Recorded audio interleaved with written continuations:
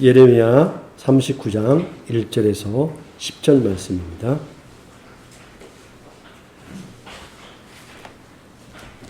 구약성경 1116쪽입니다.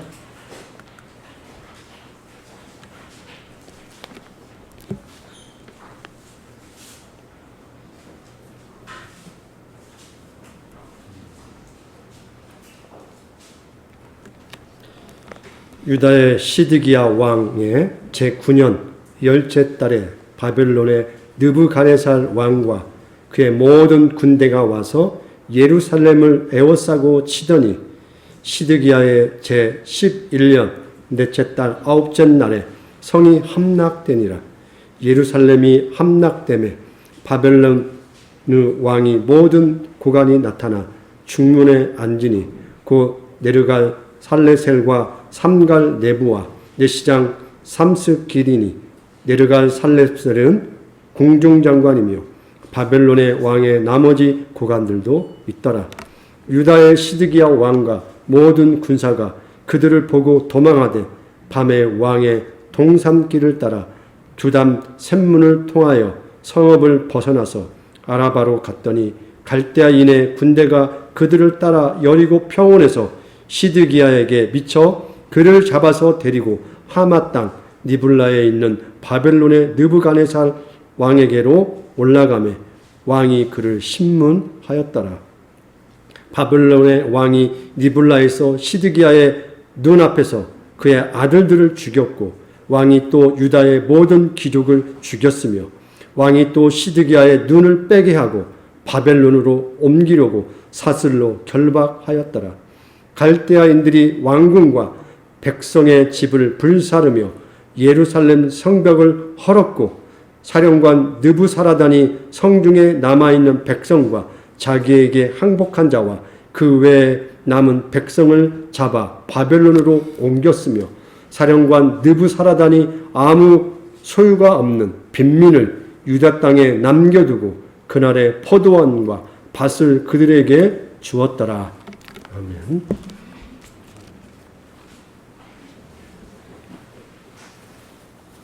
오늘 우리는 본문 말씀을 통하여 예루살렘의 비참한 멸망을 보게 됩니다.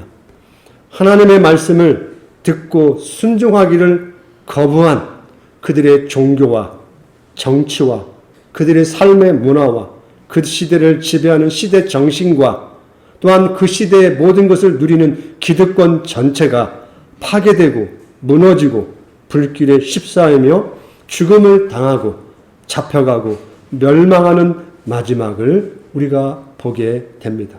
또한 이때 통치하던 시드기야는 자기 눈앞에서 불타는 예루살렘과 죽어가는 자기 자식들과 자기를 따르던 고관들의 마지막 모습을 보고 그 두 눈마저 뽑혀서 죽을 때까지 다시 세상을 보지 못하는 비극을 맞이하게 됩니다. 특별히 이 예레미야서를 기록한 이 말씀의 주인공 예레미야가 활동하던 이 시기는 유다 역사의 격변기일 뿐만 아니라 고대 근동의 새로운 전환기 시대입니다. 우리가 잘 알고 있는 요시야 왕부터 지금 이 마지막 유다 왕인 시드기야까지 무려 40여 년 되는 이 기간을 예레미야가 활동한 시기입니다. 그러니까 요시야 왕, 여호아하스 왕, 그다음에 여호와긴, 시드기야 이렇게 왕 때에 활동했던 선지자입니다. 전 세계 역사의 변혁기와 유다의 어떤 비극의 가장 현장에 예레미야가 지금 서 있는 것입니다. 특별히 세계사적으로는 아수르라는 초강대국이 몰락을 하게 됩니다. 그리고 이 신흥 강국 이 바벨론이 이 아수르의 수도 느느웨를 정복하면서 아수르는 이제 변방으로 쫓겨나게 됩니다. 이 과정 속에서 이 새로 부흥 강국하는 바벨론을 제압하려고 견제하려고 하는 이 애굽이 이제 북쪽으로 출정을 하게 되는데 특별히 유다 마지막 어떤 선왕이라고 할 수 있는 하나님의 말씀에 순종한다고 할 수 있는 이 요시야가 하나님 말씀을 거부하고 이 바로 느고를 막아내고자 하는 어떤 전투 중간선을 차단하기 위해서 무깃도로 출정을 하게 됩니다. 신약 요한계시록에서 아마겟돈이라고 등장하는 그 장소가 무깃도입니다. 헬라어로 음역하면 아마겟돈이고 히브리어는 무깃도예요. 그 무깃도는 이스라엘 역사상 가장 전투가 많았고 가장 어떤 전투의 근거지, 방어할 수 있는 가장 잘된 방어 진지입니다. 그런데 이 무깃도로 나가서 이 바로누고를 맞아서 전투를 벌이게 되는 거죠. 이때 요시야가 죽음을 당하게 됩니다. 화살에 맞아서 결국 예루살렘에 돌아와서 죽음을 맞이하게 되는 거죠. 이게 이미 예루살렘의 마지막의 모습을 그대로 보여주는 한 장면과 같습니다. 그래서 급하게 그 아들 여호아하스를 왕으로 세웁니다. 그런데 이제 이 출정한 이 애굽이 진격했을 거 아닙니까? 느헤미야를 다시 회복하고자 진격했으나 이 바벨론에게 패배하면서 후퇴를 하게 되면서 이 예루살렘을 가만 놔두고 싶지 않았던 거죠. 왜? 자기의 전력을 무깃도 전투에서 승리했지만 너무 많이 소모를 한 거예요. 그래서 이 아수르와 이 바벨론과 전쟁하기에는 이미 힘을 빼앗기 때문에 분노한 느고가 예루살렘을 공격하면서 새로운 왕을 세우게 된다는 것입니다. 그 왕이 요아김이에요. 그리고 여호아하스는 다시 포로로 잡아갑니다. 어디로? 애굽으로. 근데 우리가 아는 이 여호야김은 또 어떤 존재냐? 하나님의 말씀을 전한 예레미야가 선언한 말씀을 기록한 그 말씀을 자기 앞에 읽자 칼로 그 말씀을 찢으며 불에 태운 왕이에요. 이렇게 지금 혼돈과 아주 위급한 상황 속에서 계속 이스라엘의 왕과 백성과 고관들과 기득권자들이 하나님의 말씀을 거부하는 상황들이 계속 발생한다는 것입니다. 그리고 가장 중요한 세계사적으로 등장하는 갈그미스 전투가 벌어지게 됩니다. 다시 애굽이 바벨론을 정복하기 위해서 전쟁을 시작하는데 유브라데스 강까지 진출을 하게 됩니다. 그런데 이때 애굽이 최종적으로 박살이 납니다. 그래서 고대 근동을 바벨론이 지배하게 됩니다. 그러면서 이제 이스라엘도 급박하게 된 거죠. 그래서 오늘 이 시드기야 왕까지 이르게 되는데 시드기야 왕을 누가 세웠느냐면 바벨론이 세운 것입니다. 신 애굽인 여호야김, 그러니까 자기들이 세운 여호야김, 그다음에 긴이 세워집니다. 이게 김긴시로 외우세요. 이 왕의 이름이 복잡하니까. 예. 이 긴이라는 왕은 잠깐 세워졌다가 바벨론의 포로로 잡혀갑니다. 그리고 새로 세운 왕이 시드기야 왕이에요. 처음에는 친 바벨론 정책을 폈겠죠. 근데 가만히 보니까 다시 이 바벨론이 애굽을 정복하기 위해서 애굽 본토를 공격하게 됩니다. 그런데 그 본토 초입에서 정복을 못해요. 그러니까 애굽을 다시 의지해야 하나 하고 눈치를 보는 거죠. 나름대로 살아남기 위해서. 그래서 다시 친애굽 정책을 펴게 되는 거죠. 이거에 분노한 오늘 성경에 등장해서 이게 분노한 느부갓네살 왕이 예루살렘을 공격하도록 명령을 합니다. 그래서 이 성을 함락시키기 하기 위하여 1년 6개월을 전쟁을 벌이게 됩니다. 그리고 오늘 우리가 읽었던 대로 성이 함락이 되어지고요. 우리가 알다시피 항상 무능하고 비겁한 통치자들의 전형적인 모습이 뭡니까? 도망가는 것이죠. 비상구로 밤에 백성들은 놔두고 자기 고관들과 아들들을 데리고 도망갑니다. 여리고 평원까지 도망갑니다. 근데 이 사실을 안 바벨론 군대가 추격하여 여리고 평원에서 잡습니다. 잡아서 느부갓네살이 지금 본진을 치고 있는 그 장소까지 이 왕과 고관들과 아들들을 데리고 느부갓네살 왕이 있는 자리까지 오게 됩니다. 그리고 신문을 하게 되는 거죠. 왜 배반을 했느냐라고 신문하는 거죠. 그리고 그가 보는 앞에서 자기의 왕자들을 다 죽입니다. 성경 본문 원어는 어떻게 하냐면 짐승을 잡듯이 죽였다는 죽임이에요.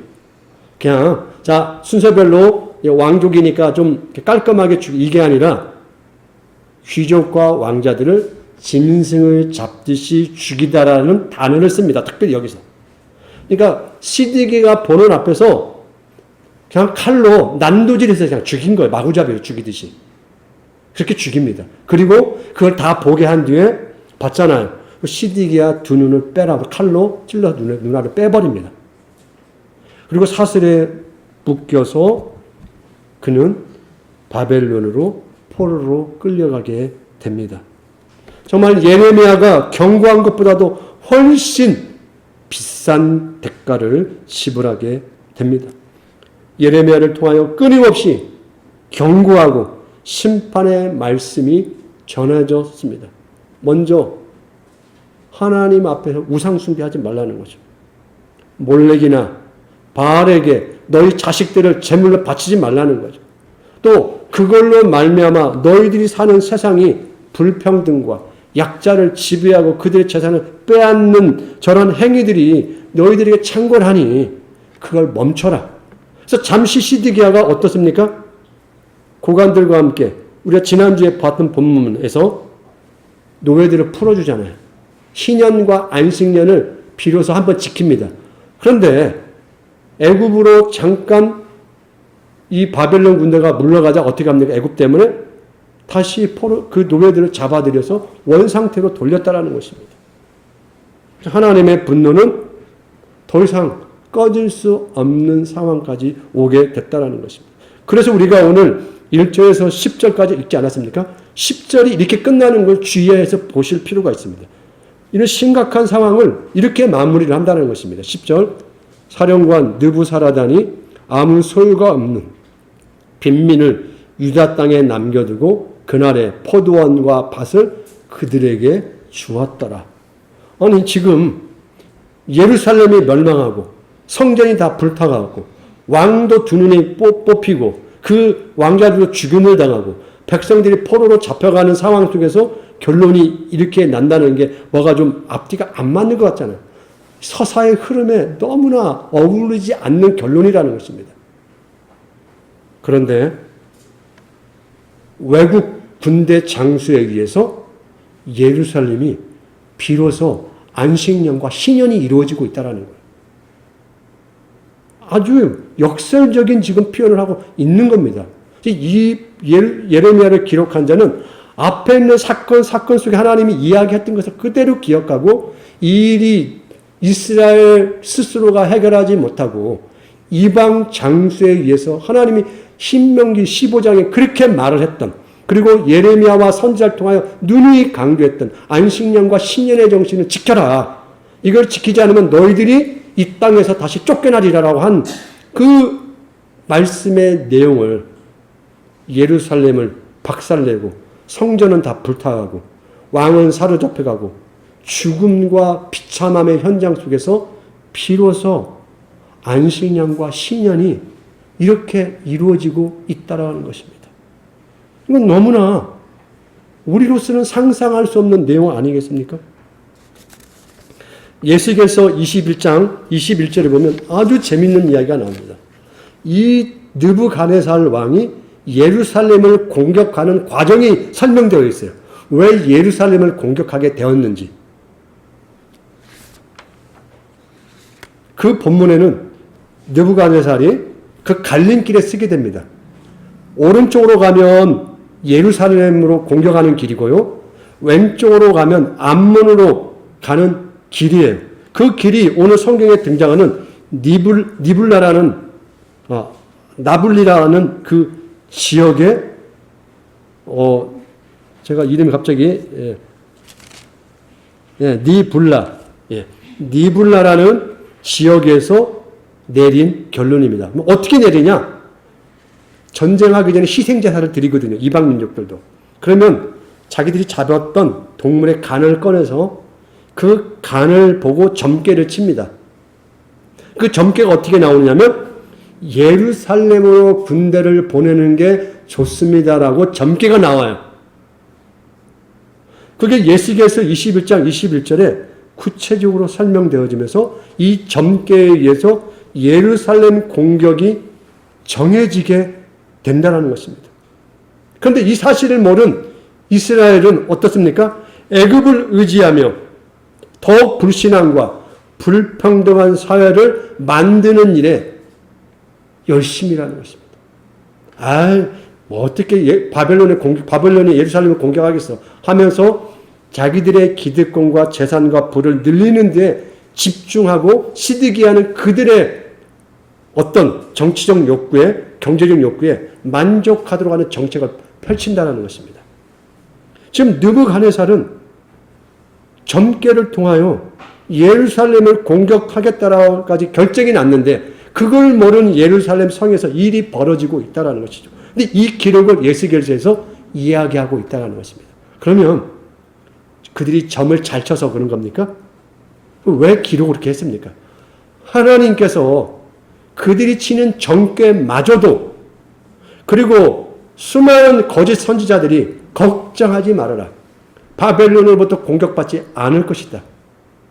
저 거짓말하는 예레미야 말을 듣지 말아라 하면서 하루하루를 희낙낙하며 살던 그들 뒤에서 역사하시는 하나님의 일하심은 두렵고 알 수 없는, 우리로서 접근할 수 없는 방식으로 하나님이 하루하루 한 걸음 한 걸음 이렇게 준비하고 있었다는 것입니다. 왜 그렇습니까? 그들이 회개하기를 기다리신 것이죠. 그러나 그들은 이 하나님의 경고에 두려움을 갖기보다는 그 여호야김의 태도처럼 말씀을 칼로 다 찢어서 불에 태워 그들의 마음의 상태가 어떠한지를 하나님 앞에서 그대로 보여줬다는 것입니다. 뭡니까? 하나님이 필요 없다는 것이죠. 혹시 우리가 필요하다면 저 강대국 애굽의 힘을 빌릴 것이지 하나님의 경고나 하나님의 말씀하시는 걸로 이 나라가 지키지 않는다고 생각하고 하나님의 말씀을 우습게 여기고 경고하는 선지자들을 박해하고 죽이고 그의 백성들의 고통을 가중시키는 행위를 했다라는 것입니다. 아까 우리 아이들이 이걸 공부했는데 우리 아이가 그러더라고요. 아이들이 아니 그런데 어떻게 예루살렘이 공격을 당해요?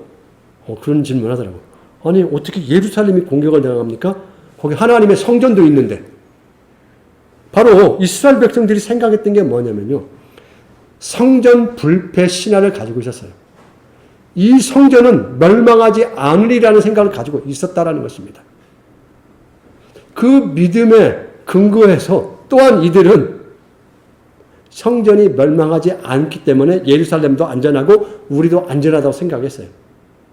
신앙이 있는 것 같지만 그 신앙이라는 것도 어떤 의미에서 우상과 같은 하나님을 예루살렘 성전에 가둬놓으면 안전하다고 생각하는 자기들 방식의 신앙을 가지고 있었다는 것입니다. 그래서 하나님은 이런 것마저도 스스로가 자기 성전을 깨트려 버린 거예요. 하나님은 그 성전에 자기가 임재하시겠다고 약속하셨잖아요. 그러나 하나님은 건물에 가둘 수 있는 분이 아니라 악과는 동행할 수 없는 분이라는 것을 분명하게 이스라엘에게 말씀하셨다는 것입니다. 그러므로 표면적으로는 강대국의 침략에 의해서 유다가 멸망한 사건이지만은 그 이면의 실제는 하나님의 엄중한 심판의 시간이 돌아가고 있었다는 것입니다. 그러므로 예루살렘이 망할지라도 예루살렘 안에 있는 성전이 불타서 마치 하나님이 이 전쟁에서 패배하는 것처럼 보여질지라도 하나님은 자기의 어떤 하나님 되심이 망신당할지라도 자기가 사랑하는 이스라엘 백성이 거룩함으로 바르게 서지 않는 이 문제를 그냥 넘어갈 수는 없었다라는 것입니다. 하나님에게는 얼마나 수치스럽습니까? 그때 당시에 전쟁이라는 것은 신들의 전쟁이에요. 바벨론의 신이 이스라엘의 신 여호와를 이긴 거예요. 그래서 그들이 전쟁이 끝나서 제일 마지막에 어떻게 합니까? 신전을 허물고 신전에 있는 물건을 다 가지고 자기 나라에 가서 자기 나라 신전에 그걸 바치는 거예요. 최종 승리를 이렇게 선언하는 것입니다. 하나님은 그걸 감수하시면서까지 이스라엘을 하나님의 백성답게 하도록 하기 위해서 이 어마어마한 심판의 역사를 강대국을 통해서 이뤘다는 것입니다. 우리가 봤을 때는 수평적인 인간의 역사 같지만 하나님은 하늘의 수직적인 개입을 통하여 단순한 인간의 역사의 눈이 아니라 이 말씀과 믿음의 눈으로 봐야만이 보여지는 하나님의 섭리를 보도록 하셨다는 것입니다. 세상은 보여지는 걸 보는데 보여지지 않는 하나님의 손길을 보는 자들의 고통은 얼마나 크겠습니까?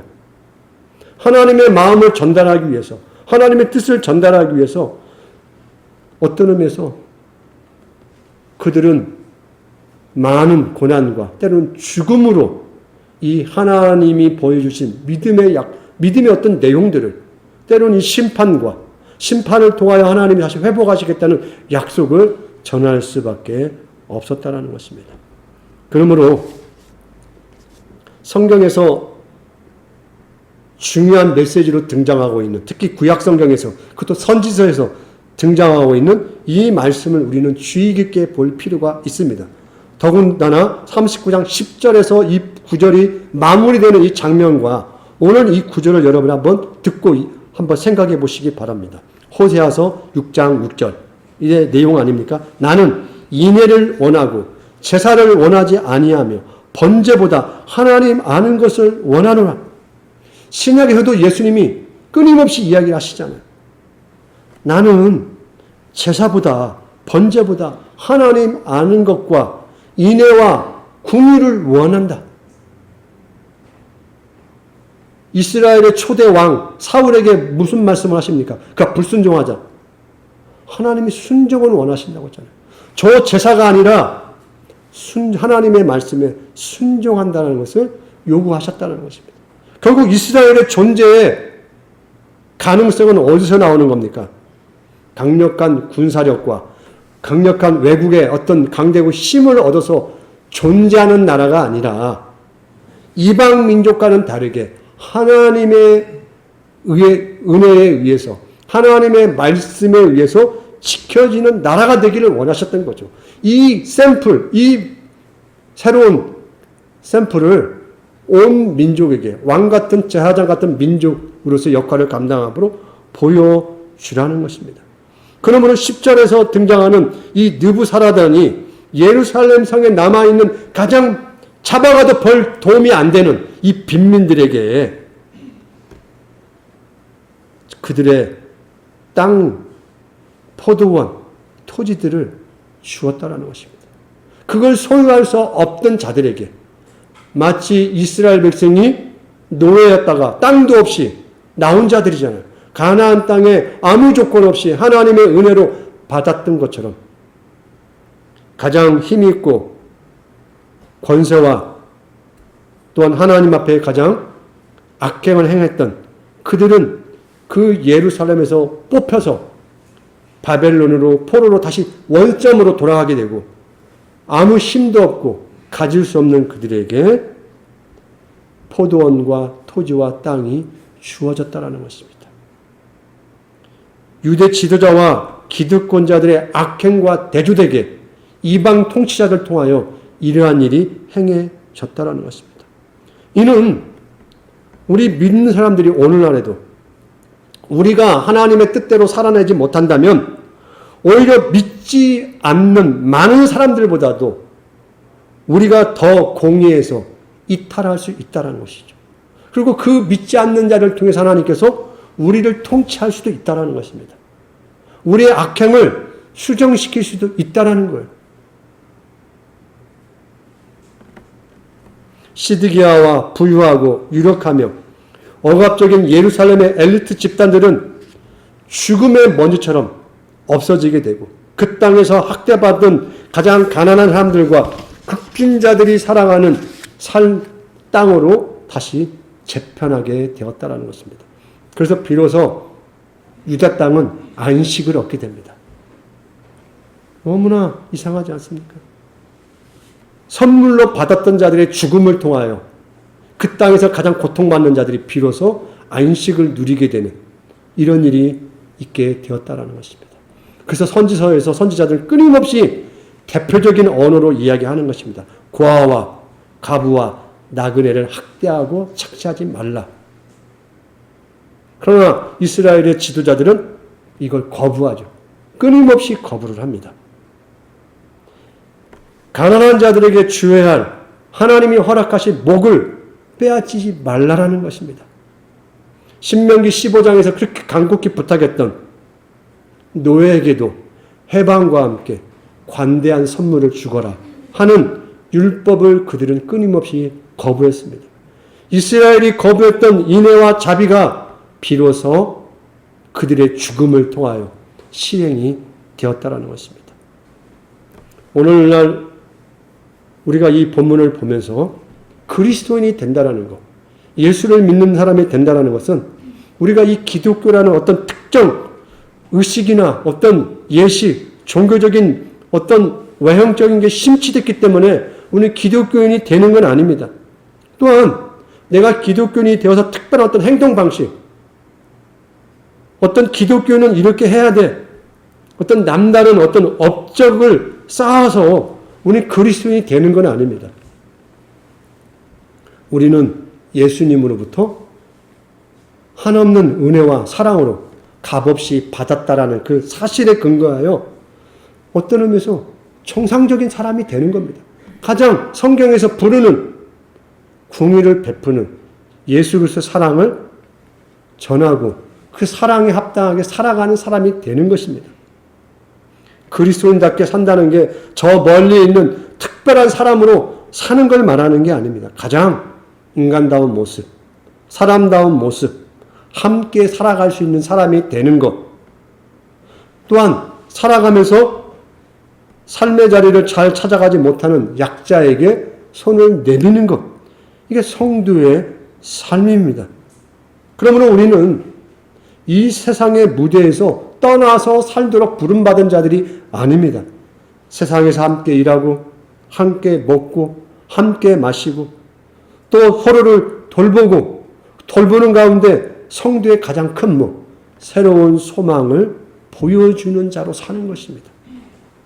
바로 이 곳에서, 이 자리에서, 이 시간 속에서 우리는 하나님의 뜻을 행하는 자들인 것입니다. 그러므로 예수님께서는 특별히 자신을 대변하고 예수님 자신을 반영하는 자들을 이 땅에 남겨주셨어요. 그 자들이 누굽니까? 가난한 자들이에요. 그 자들 통하여 하나님은 자신을 대변하시고 예수님 자신을 반영한다는 것입니다. 이 가난한 자들은 세상 끝날까지 우리들 가운데 남아서 우리를 불편하게 할 거예요. 이 세상의 모든 문제는 이 문제로 인하여 우왕좌왕하고 서로 다투게 될 것입니다. 왜 그렇습니까? 예수 그리스도를 대변하고 예수 그리스도를 반영하는 자들이기 때문에 그렇다는 것입니다. 우리가 이 가운데 속에서 성도들이 올바른 삶의 방향을 보여주지 못한다면 우리는 세상에 의해서 지배당할 것이고요. 세상의 통치자들에 의해서 우리의 삶은 어떤 의미에서 성도로서의 역할을 펼치지 못하게 된다는 것입니다. 세상이 지배하게 된다는 것입니다. 그래서 교회는 약한 자들, 가난한 자들, 못난 자들의 집합소고 피난처인 것입니다. 종합병원이에요, 교회가. 교회는 세상에서 잘났다고 생각하는 부자들, 권세 있는 자들의 집합소가 될 수가 없어요. 체질적으로 맞지가 않아요, 교회는. 교회는 세상에서 고난당하고 가난한 자들을 위해서 존재할 수밖에 없는 운명을 가진 공동체예요. 그래서 예수님께서는 병든 자들을 부르러 오셨다. 건강한 자들에게는 의사가 필요 없지 않느냐. 스스로 건강하다고 하는데, 스스로 살 수 있다고 하는데, 스스로 나의 주인이라고 하는데 내가 왜 그들을 위해서 있어야 하겠느냐. 스스로 존재할 수 없고, 스스로 자기를 지킬 수 없고, 스스로 약하다고 고백하는 그들이 나의 백성이 아니겠느냐. 그래서 예수 그리스도의 몸은 가장 가난한 자들의 몸일 뿐만 아니라 가장 고통당하는 자들의 심장이라는 것입니다. 그래서 우리는 주님 오시는 그날까지 눈을 감고 안 볼래야 그 상황을 안 볼 수가 없게 되는 것입니다. 특히 교회는 그 일에 민감하게 반응을 하지 않을 수가 없어요. 왜? 우리 주님의 대변자들이기 때문에 그렇다는 것입니다. 하나님 자신이 시간 속에 들어오셨어요. 하나님이 예수를 통하여 우리와 함께 사시기를 하셨다는 것입니다.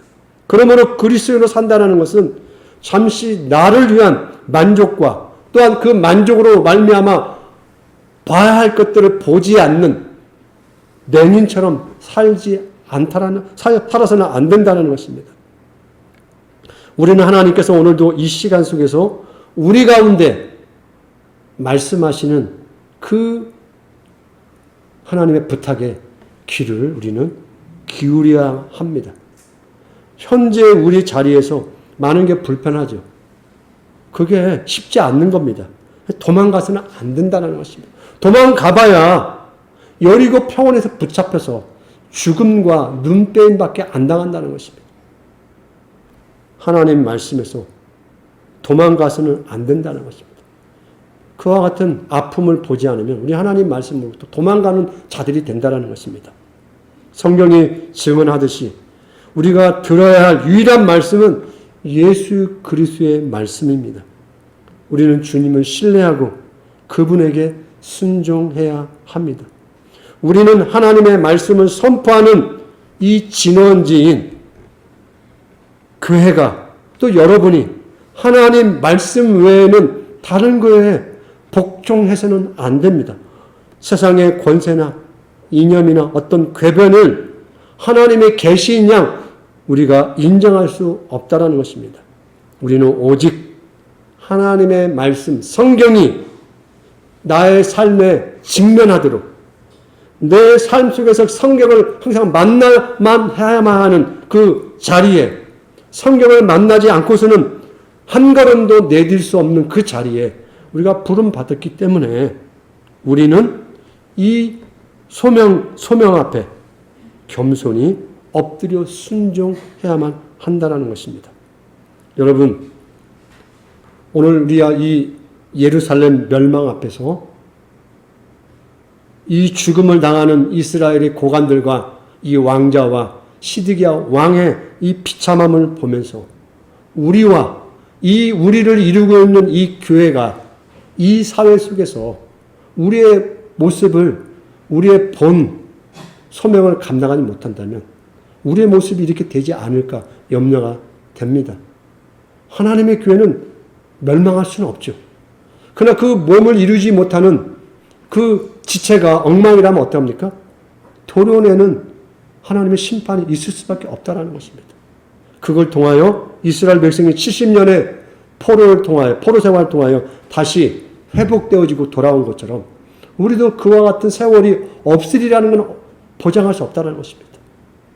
두려움과 떨림으로 우리 구원에 합당한 삶의 태도와 자세를 우리가 오늘 다시 한번 점검하는 소중한 시간이 되시기를 부탁드리겠습니다.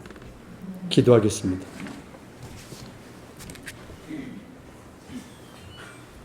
사랑의 아버지 하나님, 비극적인 역사의 사건을 우리가 대면했습니다.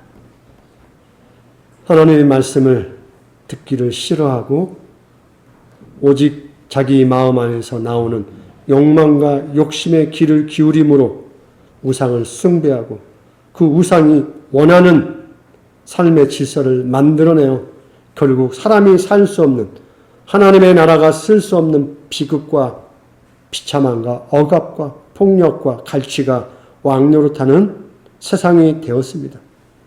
하나님께서 이 이스라엘을 심판하시고 오고 오는 모든 세대와 교회에게 경고의 말씀을 주신 줄로 압니다. 우리가 이제 교회로 부름받았습니다. 세상의 소리에 우리가 이끌려가는 자가 아니라 오직 성경 말씀에 귀 기울이며 이 땅 가운데 예수 그리스도를 대변하고 예수 그리스도의 심장으로 놓여있는 그러한 자들을 우리가 관심 있게 귀 기울이며 그러한 사람들이 하나님의 은혜를 체험할 수 있는 우리의 시대와 우리의 역사로 우리 성도들이 역할할 수 있도록 도와 주옵소서. 예수님의 이름으로 기도합니다.